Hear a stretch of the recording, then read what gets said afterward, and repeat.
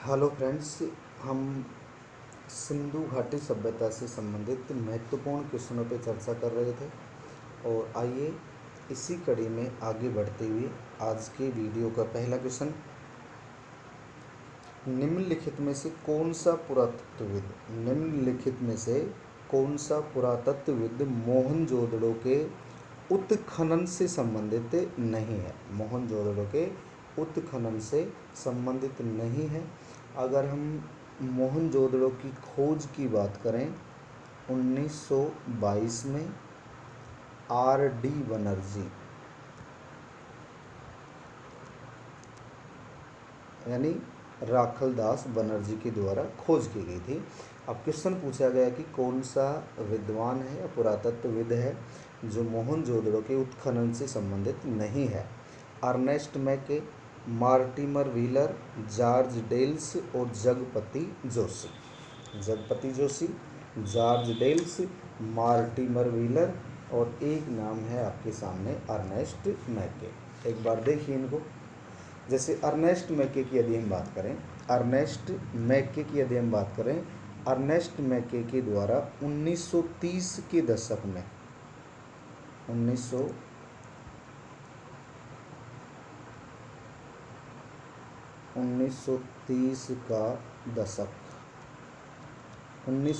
के दशक में इसने मोहनजोदड़ो में उत्खनन का कार्य किया है।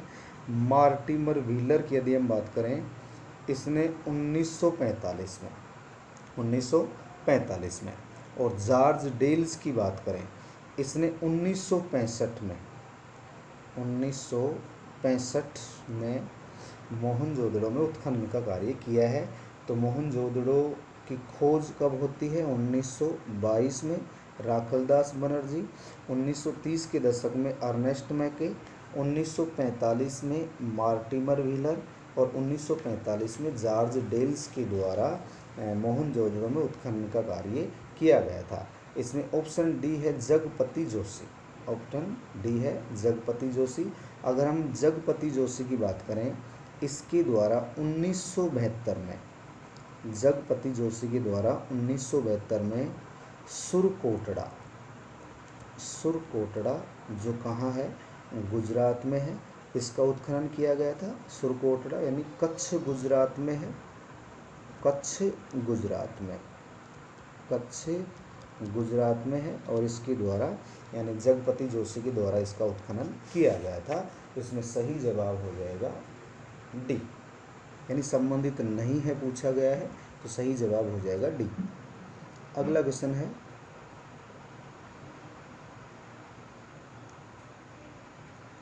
मोहनजोदड़ो से प्राप्त विशाल स्नानागार के संबंध में कौन सा कथन सत्य नहीं है? फिर सत्य नहीं वाला पूछा गया है। मोहनजोदड़ो से विशाल स्नानागार प्राप्त हुआ है और स्नानागार से संबंधित असत्य कथन पूछा गया है या सत्य नहीं है। धार्मिक उद्देश्यों के लिए निर्मित यह इमारत दुर्ग टीले में स्थित है। धार्मिक उद्देश्यों के लिए निर्मित यह जो इमारत है ये दुर्ग टीले में स्थित है। ये सही बात है। स्नानागार के तालाब में उतरने के लिए उत्तर और दक्षिण में 9 सीढ़ियाँ बनी हुई हैं। उत्तर और दक्षिण में कितनी सीढ़ियाँ बनी हुई हैं? 9 सीढ़ियाँ बनी हुई हैं।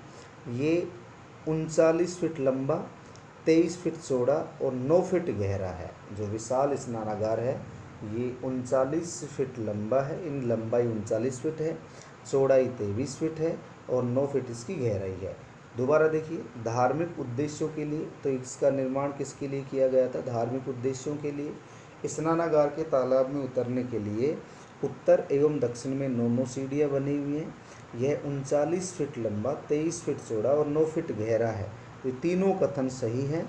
अगला है, मार्टिमर व्हीलर ने इसे तत्कालीन विश्व का आश्चर्यजनक निर्माण बताया। मार्टिमर व्हीलर ने इसे तत्कालीन विश्व का आश्चर्यजनक निर्माण बताया। तो मार्टिमर व्हीलर इसे तत्कालीन विश्व का आश्चर्यजनक निर्माण नहीं बताता है। इसे बताने वाला कौन है? Sir John Marshall. तो सर जॉन मार्शल ने इसे तत्कालीन विश्व का आश्चर्यजनक निर्माण बताया था। तो ऑप्शन डी इसमें गलत हो जाएगा। अगर हम बात करें, ये जो विशाल स्नानागार है इसमें बिटुमिन का प्रयोग किया गया था। किसका प्रयोग किया गया था इसके निर्माण में? बिटुमिन का प्रयोग किया गया था। और ये विश्व में वाटर प्रूफिंग का प्रथम उदाहरण है। विश्व में वाटर प्रूफिंग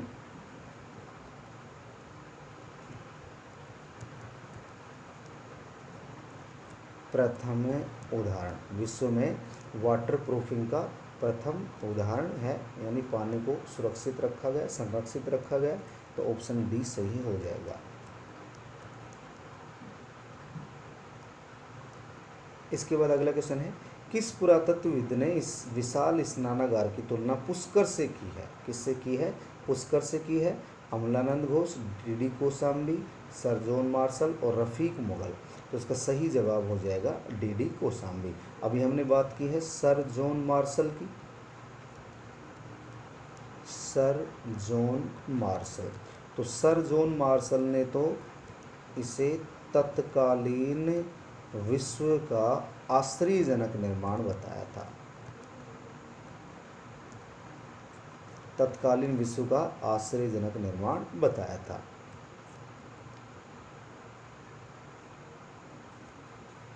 अगला क्वेश्चन है, मोहनजोदड़ो से कौन सा अवशेष प्राप्त नहीं हुआ है? मोहनजोदड़ो से। तो ऐसे क्वेश्चन सही तरीके से समझने हैं, क्योंकि एक ही क्वेश्चन में चार ऑप्शन हैं और चार ऑप्शन में चार क्वेश्चन कवर हो रहे हैं।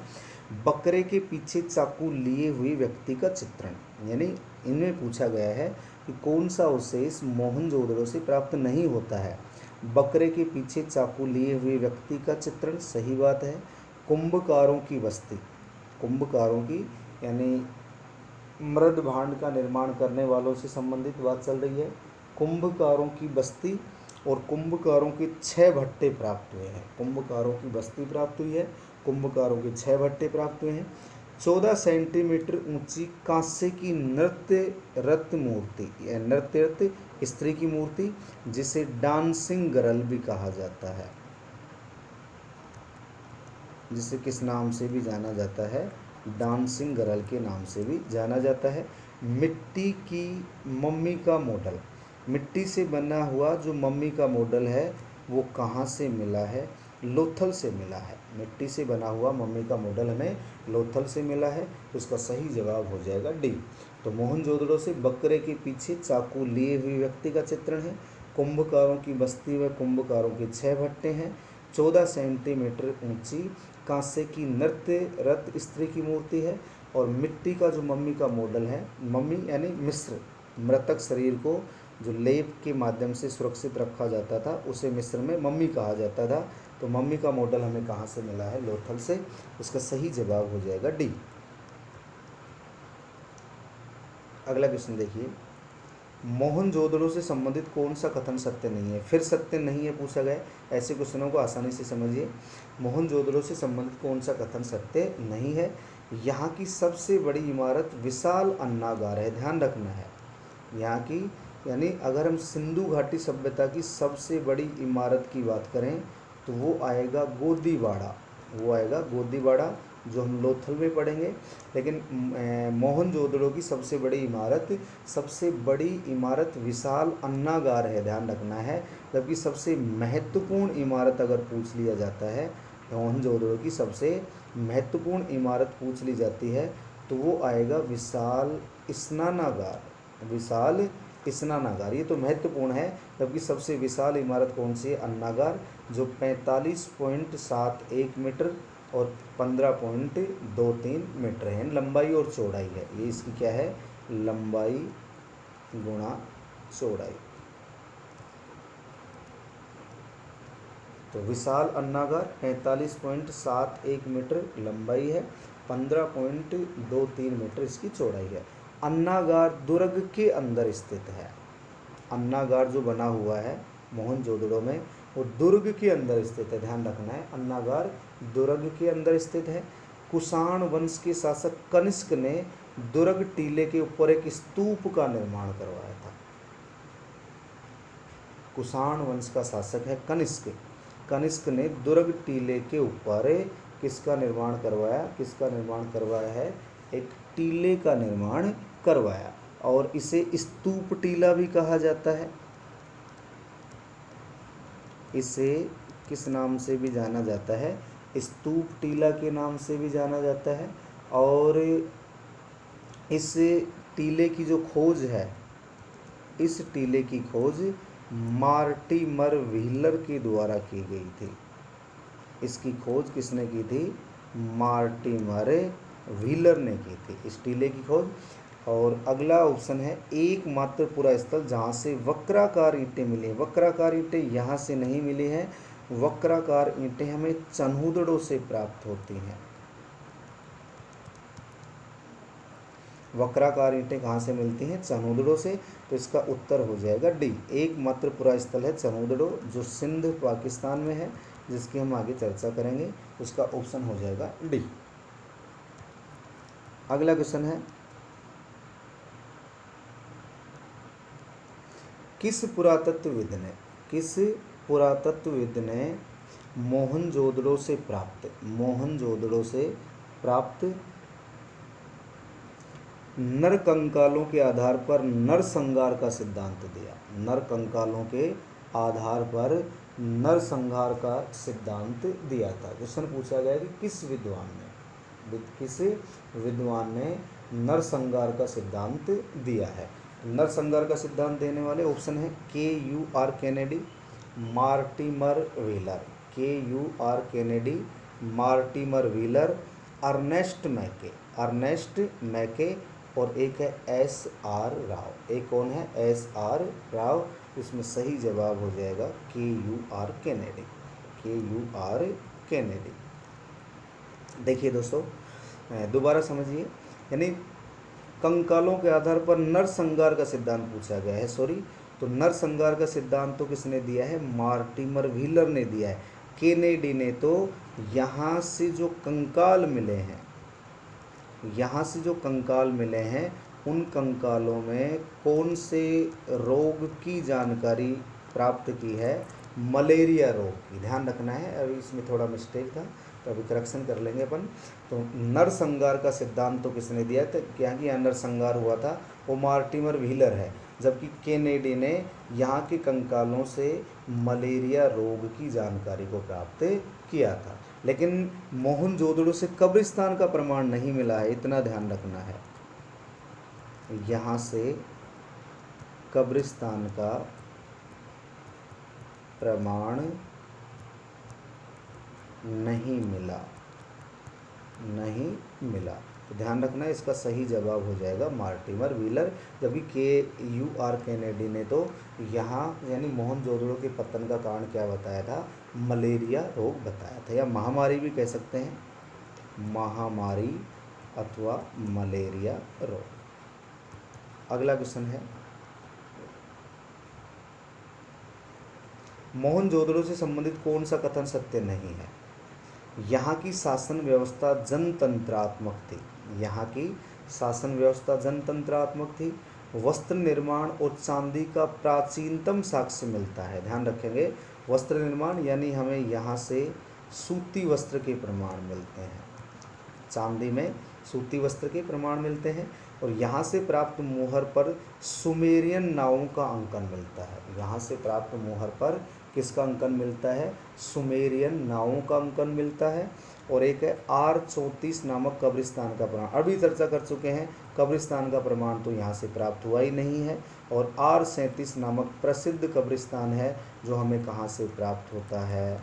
हड़प्पा से प्राप्त होता है। कहाँ से? तो इसका जवाब हो जाएगा डी। मोहनजोदड़ो की यदि हम बात करें, यहाँ से सर्वाधिक कुएं प्राप्त हुए हैं, सर्वाधिक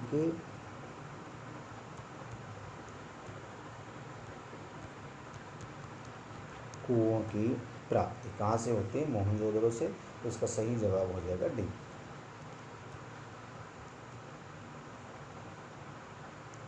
अगला क्वेश्चन है, सिंधु सभ्यता के किस स्थल से हाथी का कपाल खंड प्राप्त हुआ है? सिंधु सभ्यता के किस स्थल से हाथी का कपाल खंड प्राप्त हुआ है? तो इसका सही जवाब होगा हड़प्पा, मोहनजोदड़ो, कालीबंगा, रोपड़, मोहनजोदड़ो। इसका सही जवाब क्या होगा? मोहनजोदड़ो होगा। एक तो यहाँ ये ध्यान रखना है, चांदी का कलश भी प्राप्त होता है यहाँ से, चांदी का कलश, मोहनजोदड़ो से चांदी का कलश प्राप्त हुआ है।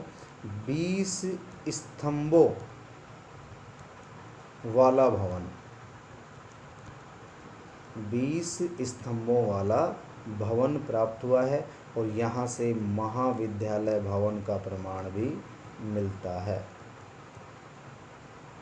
महाविद्यालय भवन का प्रमाण भी मिलता है। तो इसका सही जवाब हो जाएगा मोहनजोदड़ो।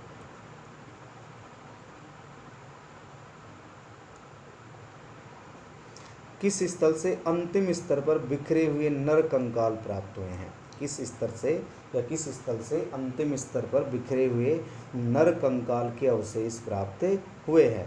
नर कंकाल के जो अवशेष हैं वो कहाँ से प्राप्त होते हैं? मोहनजोदड़ो से, क्योंकि यहाँ से हमें कब्रिस्तान का प्रमाण नहीं मिलता है, कब्रिस्तान का प्रमाण नहीं मिलता।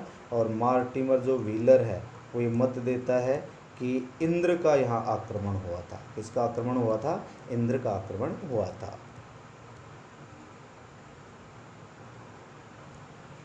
अगला क्वेश्चन है, सिंधु सभ्यता के कौन से स्थल से वृषभ की मुद्रा और 20 स्तंभों वाला भवन? अभी हम चर्चा कर चुके हैं, सिंधु सभ्यता के कौन से स्थल से वृषभ मुद्रा एवं 20 स्तंभों वाला भवन प्राप्त हुआ है? धोलावीरा, सुरकोटड़ा, हड़प्पा, मोहनजोदड़ो। तो इसका भी सही जवाब हो जाएगा मोहनजोदड़ो। इसका सही जवाब हो जाएगा मोहनजोदड़ो।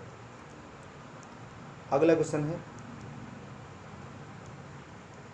हड़प्पा स्थल से अनाज कूटने के वृत्ताकार चबूतरे प्राप्त हुए हैं। हड़प्पा स्थल से अनाज कूटने के, यानी क्वेश्चन पूछा गया कौन सा सही नहीं है? हड़प्पा स्थल से अनाज कूटने के वृत्ताकार चबूतरे प्राप्त हुए हैं। हड़प्पा स्थल का क्षेत्रफल 150 हेक्टेयर और मोहनजोदड़ो का क्षेत्रफल 250 हेक्टेयर था। एक तो हड़प्पा नामक स्थल है, यहाँ से अनाज कूटने की वृत्ताकार चबूतरे प्राप्त होते हैं। हड़प्पा स्थल का क्षेत्रफल 150 हेक्टेयर और मोहनजोदड़ो का क्षेत्रफल 250 हेक्टेयर था। विशाल स्नानागार के मध्य स्थित जलाशय का आकार, विशाल स्नानागार जिसकी अभी हमने चर्चा की है, जो स्नानागार है वो 39 फीट लंबा है, 23 फीट इसकी चौड़ाई है और 8 फीट इसकी गहराई है। ये तो विशाल स्नानागार की बात है, स्नानागार। और अभी हमने बात की है, इसमें 9 सीढ़ियाँ बनी हुई हैं, इसमें 9 उत्तर दक्षिण में 9 सीढ़ियाँ बनी हुई हैं, इसकी चर्चा कर चुके हैं। तो जो विशाल स्नानागार है उसके मध्य में एक जलाशय स्थित है। जलाशय का आकार क्या है? 11.88, 7.01 और 2.43 मीटर। ये मीटर में है, ध्यान रखना है, ये भी मीटर में है और ये फिट में है। ये क्या है? फिट में। ये 8 फीट गहराई हो जाएगी। तो विशाल स्नानागार के मध्य स्थित जलाशय का आकार 11.88 मीटर लंबाई, 7.01 मीटर चौड़ाई और 2.43 मीटर इसकी गहराई है। हड़प्पा स्थल से कुबड़दार बैल का खिलौना मिला है। कुबड़दार बैल का खिलौना तो मोहनजोदड़ो से प्राप्त हुआ है। कुबड़दार बैल का खिलौना कहाँ से मिलता है? मोहनजोदड़ो से। इसका सही जवाब हो जाएगा डी। इसका सही जवाब हो जाएगा डी। अगला क्वेश्चन देखिए,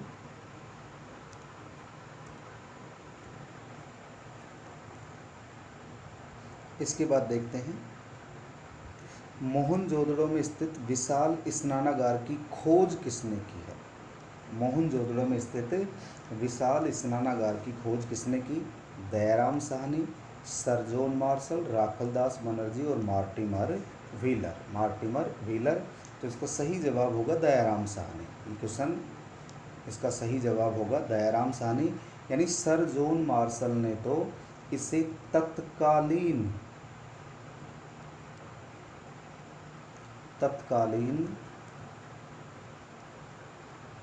विश्व का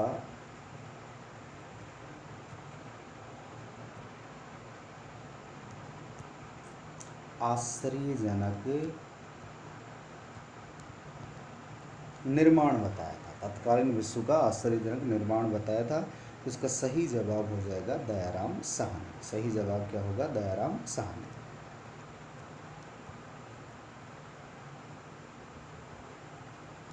अगला क्वेश्चन देखिए, निम्न में से कौन सा कथन सत्य नहीं है? फिर नया क्वेश्चन वैसा ही है, सत्य नहीं है। हड़प्पा व मोहनजोदड़ो में मकानों का निर्माण पक्की ईंटों से किया गया है। हड़प्पा व मोहनजोदड़ो में मकानों का निर्माण पक्की ईंटों से किया गया है। हड़प्पा स्थल से प्राप्त समाधि एच सिंधु सभ्यता के बाद की है। तो समाधि एच संस्कृति का संबंध कहाँ से हो गया? हड़प्पा से। और ये सिंधु सभ्यता के बाद की है ये समाधि। मोहनजोदड़ो से 21 मानव कंकाल प्राप्त होते हैं। सर जॉन मार्शल ने हड़प्पा व मोहनजोदड़ो को सिंधु सभ्यता की जुड़वा राजधानियां बताया। तो सर जॉन मार्शल ने नहीं, Stuart Piggott, Stuart Piggott, Stuart Piggott ने मोहनजोदड़ो और हड़प्पा को सिंधु सभ्यता की जुड़वा राजधानियां बताया था। इन दोनों को जुड़वा राजधानियां किसने बताया है? स्टुअर्ट पिगट ने बताया। ध्यान रखना है क्योंकि ऑप्शन में दे रखा है सर जॉन मार्शल, तो उसका सही जवाब हो जाएगा डी। सही जवाब क्या होगा? डी।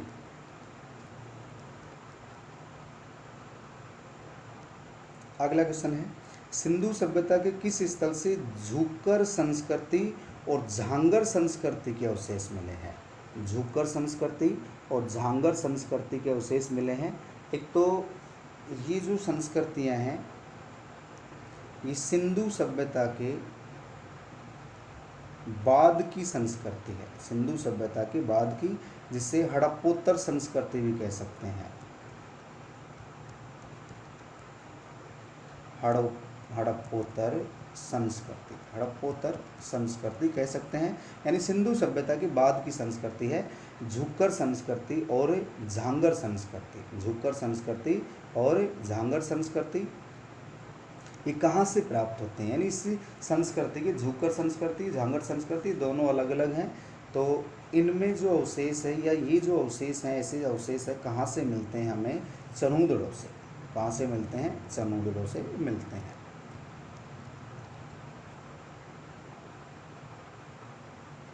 इसके बाद देखिए, अर्नेस्ट मैके के द्वारा चनूदड़ों में उत्खनन किस वर्ष किया गया? मैं जैसे 1921 की बात करते हैं तो 1921 में तो हड़प्पा हो जाएगा। हड़प्पा में कौन है? दयाराम साहनी।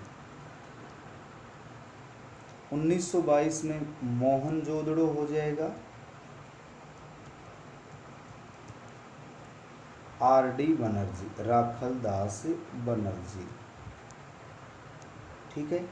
1931 में, 1931 की यदि हम बात करें, 1931 में चनूदड़ों की खोज होती है।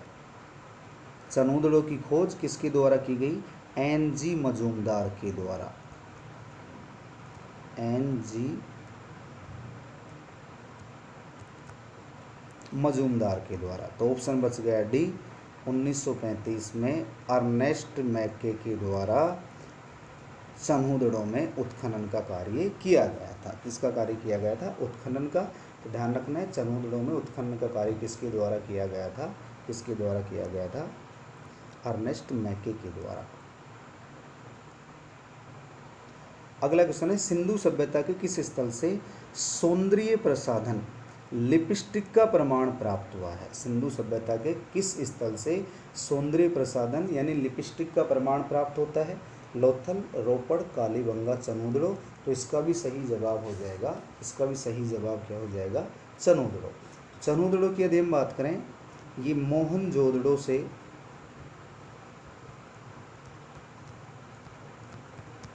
चनूदड़ो मोहनजोदड़ो से 80 मील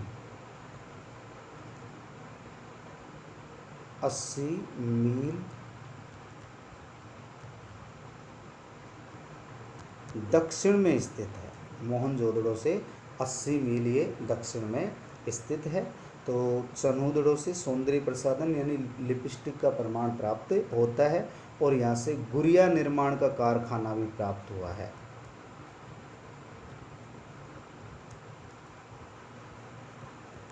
गुड़िया निर्माण का कारखाना भी प्राप्त होता है।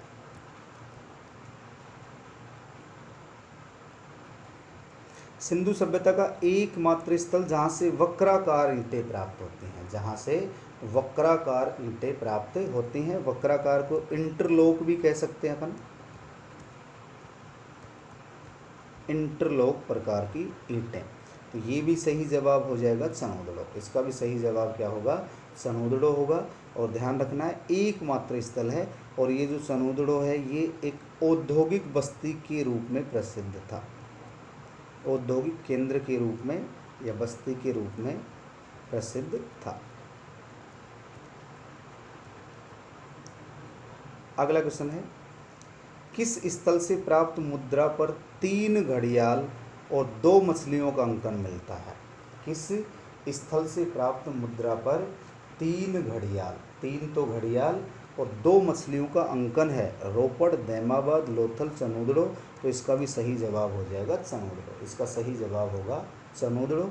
अगर हम चनोदड़ो की बात करें, यहाँ से काजल के प्रमाण मिले हैं, यहाँ से कंघा के प्रमाण प्राप्त हुए हैं, उस्तरा ये प्रमाण भी हमें कहाँ से मिलते हैं? चनोदड़ो से मिलते हैं। अगला क्वेश्चन है, सनोदड़ो नामक स्थल से संबंधित नहीं है। नहीं वाला ज़्यादा समझना है आपको।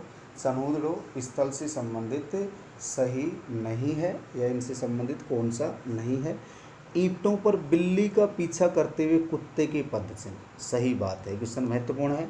ईंटों पर बिल्ली का पीछा करते हुए कुत्ते के पद चिन्ह। स्याही की दवात, इक्का गाड़ी और बैलगाड़ी। स्याही की दवात प्राप्त होती है, इक्का गाड़ी और बैलगाड़ी प्राप्त होती है। दुर्ग के चारों ओर रक्षा प्राचीर का प्रमाण, दुर्ग के चारों ओर रक्षा प्राचीर के प्रमाण।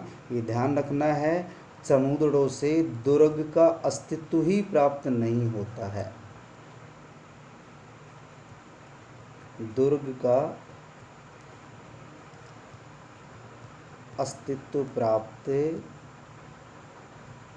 नहीं होता है, यहाँ से दुर्ग का अस्तित्व ही प्राप्त नहीं होता है। तो ध्यान रखना है, दुर्ग के चारों रक्षा प्राचीर का यहाँ कोई प्रमाण नहीं, क्योंकि दुर्ग का अस्तित्व ही प्राप्त नहीं हुआ है।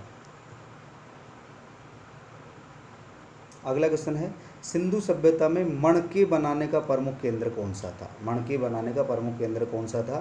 तो इसका सही जवाब भी हो जाएगा चनोदड़ो। इसका भी सही जवाब क्या होगा? चनोदड़ो, क्योंकि अभी हम चर्चा कर चुके हैं, ये औद्योगिक बस्ती के रूप में प्रसिद्ध है, औद्योगिक बस्ती के रूप में प्रसिद्ध है।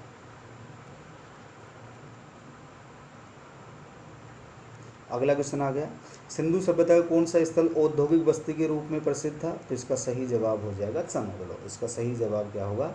चनोदड़ो।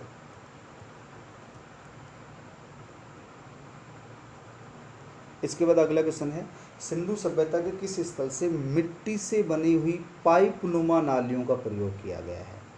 सिंधु सभ्यता के किस स्थल में मिट्टी से बनी हुई पाइप नुमा, मिट्टी से बनी हुई पाइप नुमा नालियों का प्रयोग किया गया? और ऐसा माना जाता है कि सिंधु सभ्यता का एकमात्र स्थल था, सिंधु सभ्यता का एकमात्र स्थल है जहाँ मिट्टी से बनी हुई पाइप नुमा नालियों का प्रयोग किया जाता है। वो भी सही उत्तर क्या हो जाएगा? चनोदड़ो। इसका भी सही जवाब क्या होगा? चनोदड़ो। इसके बाद अगला क्वेश्चन देखिए,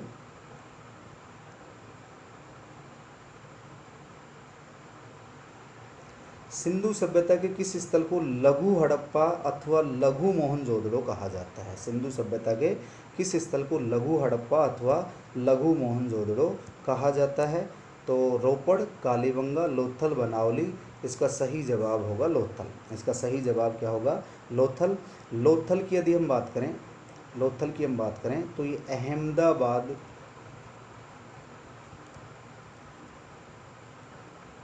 गुजरात में स्थित है। लोथल अहमदाबाद गुजरात में स्थित है। और खंबात की खाड़ी, ये भी ध्यान रखना है, खंबात की खाड़ी में। अहमदाबाद गुजरात में है, खंबात की खाड़ी में है, और ये साबरमती और भोगवा नदी के संगम पर है। भोगवा प्लस साबरमती, भोगवा और साबरमती नदियों के संगम पर स्थित है, और इसकी खोज 1957 में होती है। 1957 में इसकी खोज होती है, और इसकी खोज करने वाला कौन था? S.R. राव। खोज किसके द्वारा की गई है? S.R. राव के द्वारा की गई है। तो ध्यान रखना है, लघु हड़प्पा अथवा लघु मोहनजोदड़ो किसे कहा जाता है? लोथल को कहा जाता है। सिंधु घाटी सभ्यता का प्रमुख बंदरगाह स्थित है। प्रमुख बंदरगाह भी कौन सा है? लोथल है। प्रमुख बंदरगाह कौन सा है? लोथल है। और ये जो बंदरगाह है, यहाँ पश्चिमी एशिया के साथ व्यापार होता था। यहाँ से पश्चिमी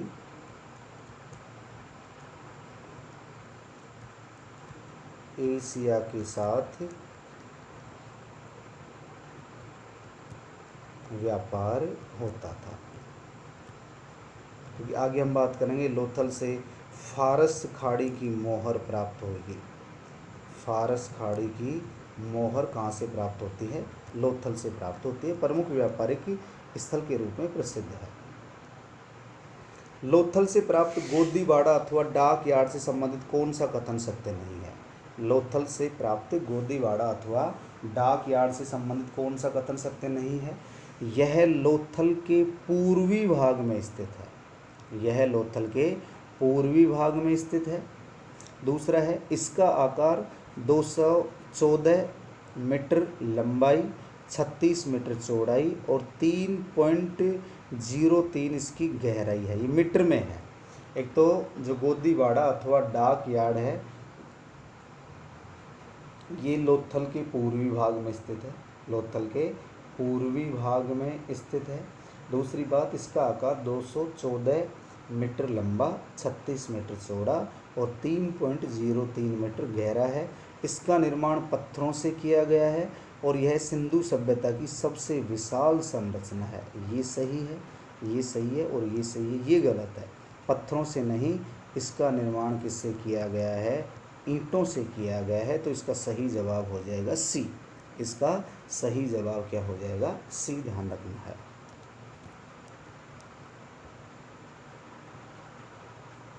अगला क्वेश्चन है, सिंधु सभ्यता का कौन सा स्थल पतन नगर था? अभी हम बात कर चुके हैं, बंदरगाह से संबंधित महत्वपूर्ण स्थल है लोथल।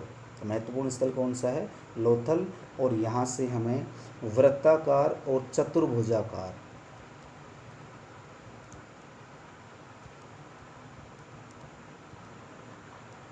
वृत्ताकार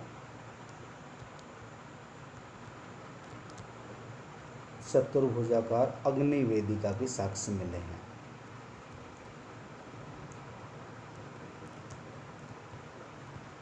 अग्नि वेदिका के साक्ष्य भी प्राप्त होते हैं।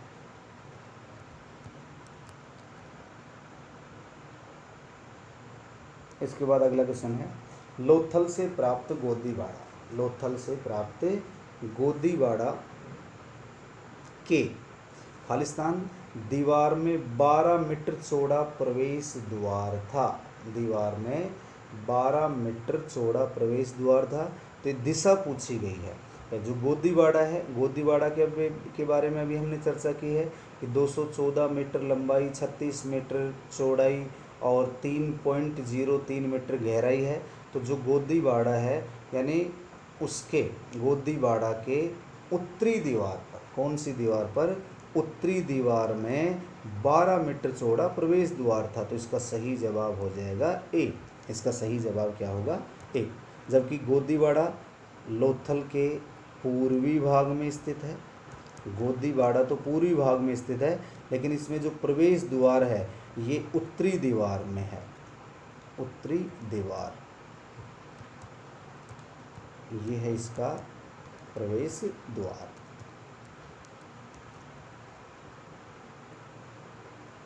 इसके बाद देखिए, सिंधु सभ्यता के किस स्थल से 3 युगल समाधियां प्राप्त हुई हैं? 3 युगल समाधियां प्राप्त हुई हैं।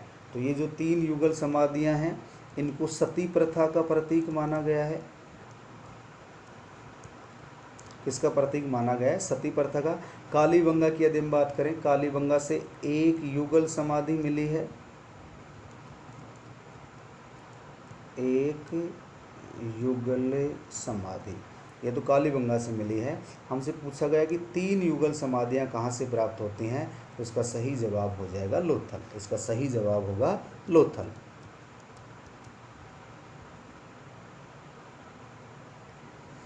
कालीबंगा के अलावा सिंधु सभ्यता के किस स्थल से शल्य चिकित्सा का प्राचीनतम प्रमाण मिला है? महत्वपूर्ण क्वेश्चन है। तो कालीबंगा से शल्य चिकित्सा की जानकारी मिलती है। शल्य चिकित्सा की कालीबंगा से भी जानकारी मिलती है, यहाँ से एक खोपड़ी प्राप्त होती है। तो इसके अलावा शल्य चिकित्सा की जानकारी का प्राचीनतम प्रमाण कहाँ से मिला है? इसका भी सही जवाब हो जाएगा लोथल। कहाँ से मिला है? लोथल से मिला है, ध्यान रखना है, लोथल। तो कालीबंगा और लोथल से शल्य चिकित्सा के बारे में जानकारी प्राप्त हो रही है। अगला क्वेश्चन है, निम्न में से किस विद्वान ने लोथल से प्राप्त युगल समाधियों को सती प्रथा का प्रतीक माना है? किस विद्वान ने लोथल से प्राप्त युगल समाधियां, अभी हम बात कर चुके हैं, लोथल से कितनी युगल समाधियां मिली हैं? 3। और 1 युगल समाधि कहाँ से मिलती है? कालीबंगा से। 1 युगल समाधि कहाँ से मिलती है? कालीबंगा से मिलती है। तो इसका सही जवाब होगा SR राव। सही जवाब क्या होगा? SR राव। अगला क्वेश्चन है, सिंधु सभ्यता का कौन सा स्थल पश्चिम एशिया के साथ समुद्री व्यापार का प्रमुख केंद्र था? अभी चर्चा कर चुके हैं, इसका भी सही जवाब होगा लोथल। पश्चिमी एशिया के साथ समुद्री व्यापार का प्रमुख केंद्र कौन सा है? लोथल है। अगला क्वेश्चन है, निम्न में से किसकी जानकारी लोथल से नहीं मिली है? लोथल से किसकी जानकारी नहीं मिली है? घोड़े की लघु मृण मूर्ति प्राप्त होती है, चावल के अवशेष, बाजरा के अवशेष मिले हैं, हाथी दांत से बना हुआ स्केल, महत्वपूर्ण क्वेश्चन है, ध्यान रखना है, हाथी दांत से बना हुआ स्केल, चावल और बाजरा, घोड़े की लघु मृण मूर्ति, और एक है बेलनाकार मुहर। बेलनाकार मुहर तो कालीबंगा से प्राप्त होती है। बेलनाकार मुहर कहाँ से प्राप्त होती है? कालीबंगा से। और ये जो बेलनाकार मुहर है, इसका संबंध कहाँ से माना जाता है? मेसोपोटामिया से। इसका संबंध कहाँ से माना जाता है? मेसोपोटामिया से। इसका सही जवाब हो जाएगा डी। हाथी का कपाल खंड, ये स्केल है,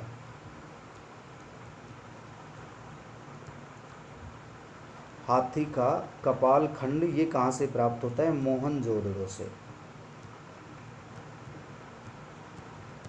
ये कहाँ से मिलता है? मोहनजोदड़ो से। इसका सही जवाब हो जाएगा डी। अगला क्वेश्चन है, सिंधु सभ्यता के किस स्थल से दिशा सूचक यंत्र प्राप्त हुआ है? सिंधु सभ्यता के किस स्थल से दिशा सूचक यंत्र प्राप्त हुआ है? इसका भी सही जवाब होगा लोथल। लोथल से दिशा सूचक यंत्र की प्राप्ति होती है। नेक्स्ट क्वेश्चन है, सिंधु सभ्यता के किस स्थल से प्राप्त एक मकान का दरवाजा गली की ओर न खुलकर सड़क की ओर खुला हुआ है? महत्वपूर्ण क्वेश्चन है। यानी सिंधु घाटी सभ्यता का जो नगर नियोजन है वो 2 भागों में हम आगे चर्चा करेंगे। एक तो पश्चिमी भाग है जिसे दुर्ग टीला कहा गया, और एक पूर्वी भाग है जिसे नगर टीला कहा गया। तो यहाँ की जो मकानों के दरवाजे हैं ये गलियों की ओर खुलते थे। मकानों के दरवाजे गलियों की ओर खुलते थे। केवल एकमात्र स्थान है लोथल। एकमात्र स्थान कौन सा है? लोथल। यहाँ से घर का दरवाज़ा गली की ओर न खुलकर किस ओर खुला हुआ है? सड़क की ओर खुला हुआ है। इसके बाद देखिए, सिंधु सभ्यता के किस स्थल से वृत्ताकार चक्की के 2 पार्ट, वृत्ताकार चक्की के 2 पार्ट और गोरिल्ला की मृण मूर्ति प्राप्त हुई है? वृत्ताकार चक्की के 2 पार्ट और गोरिल्ला की मृण मूर्ति प्राप्त हुई है। इसका सही जवाब भी हो जाएगा लोथल। इसका भी सही जवाब क्या होगा? लोथल। तो दोस्तों, आज की वीडियो में इतना ही। इसके बाद हम नेक्स्ट बात करेंगे। जय हिंद, जय भारत।